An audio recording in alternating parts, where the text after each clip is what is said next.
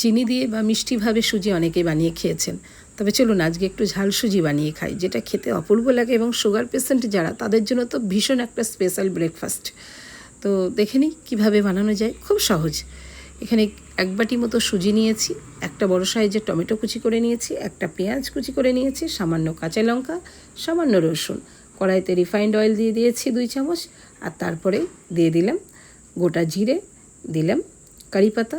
এবার গরম হতেই পেঁয়াজ কুচি, রসুন কুচি, লঙ্কা কুচি দিয়ে বেশ 5 থেকে 6 মিনিট মতো ভালো করে একটু নেড়ে পেঁয়াজটাকে ফ্রাই করে নেব। তারপরেই দেবো কয়েকটা বাদামটা দিয়েও বেশ কিছুক্ষণ নেড়ে নেব। তারপরে দেবো একটা টমেটো কুচি, কারণ টমেটোটা আগে দিলেই জল বার হবে, এগুলো আর ভাজা হবে না।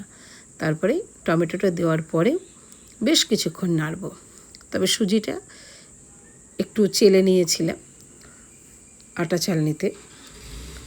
এটা খেতে এত ভালো লাগে, সকালে ব্রেকফাস্টে এটা একবার বানিয়ে খেয়ে দেখবেন, দারুণ একটা ব্রেকফাস্ট, যেটা খেয়ে অনেকক্ষণ পেটটা ভরে থাকবে।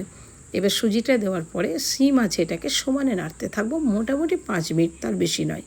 কালারটা যেমনই চেঞ্জ হবে গ্যাসটা বন্ধ করেও তাও 2 মিনিট মতো নেড়ে তারপরেই নামিয়ে নেব।